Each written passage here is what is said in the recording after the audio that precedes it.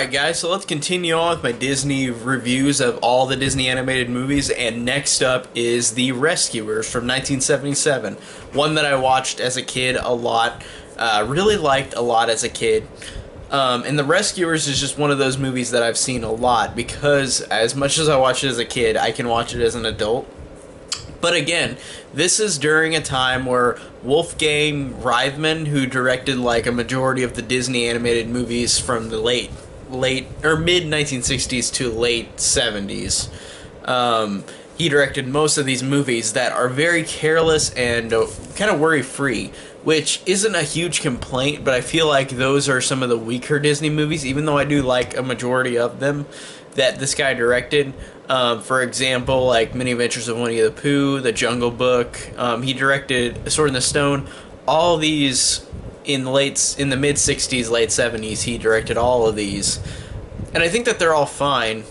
But I just think that this is the one time in the Disney animated canon history that it's like it's not bad, but it's not like amazing Disney. Like, and this director is a fine director with all these movies, but he just makes them a lot of them carefree and fun, which there's nothing wrong with that. But I like a Disney movie that can give me more emotion and like feel satisfied at the end.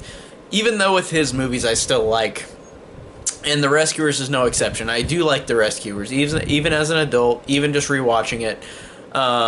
Again, this if anybody doesn't know what this is, it's about two mice from the Rescue Aid Society, which is like basically the United Nations for mice, and they go and save people in need. And I think that's really cool, and I like that idea, that basic idea of like, oh, you're not small, you're not too small, you can do anything still. Nobody's too small to do a good deed. Like, I like that idea that they're putting on that. And Bernard and Bianca, these two characters, two mice, go and try to save this girl Penny, who sends a message in a bottle because she's taken by this woman Medusa, and Penny is an orphan who was taken away by Medusa to try to get this diamond in a cave where she's just kind of taken, and like she doesn't want to be with this crazy woman. So the mice go and try to save the day. And I really like the two mice. I really like Bernard and Bianca. I think that they're both really likable. I think they're charming. I think that they have good chemistry because they're not a romantic item, but they could be. Like, I like how they flirt, but they don't have this like they're immediately like in love. Like, I like how they've got these fun like will they or won't they kind of humor with them. Where like they're very fun towards each other and very likable to each other. So I really like Bernard and Bianca. They're really likable leads. They're really nice characters for this movie. And Penny is supposed to be the sweet little girl that everybody wants to get a happy ending, and of course she's gonna. And I do like her. I think she's fine.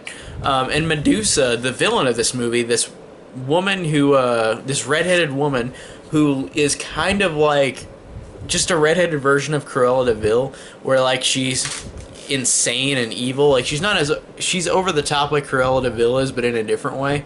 And I did like her. I thought that she was a good villain, even though she's not particularly like the most memorable villain, and she really isn't, but she's fine. I do like her. I do like her animation design.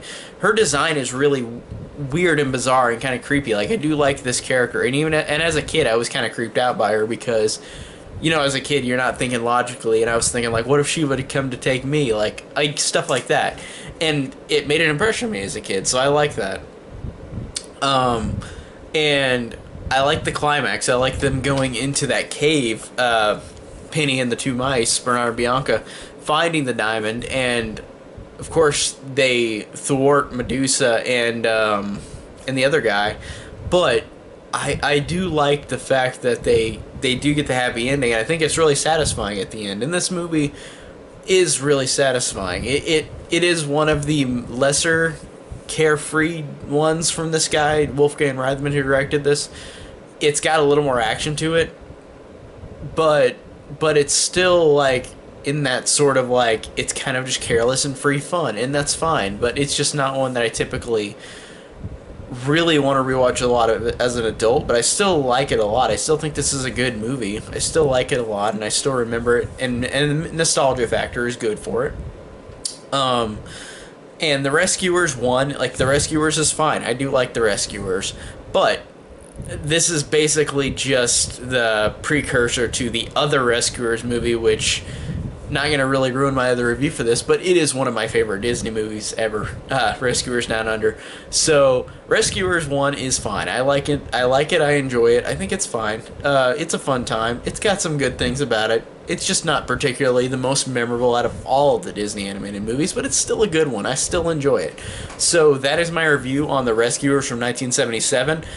If you guys like this video, check my links down below. And thank you guys so much for watching.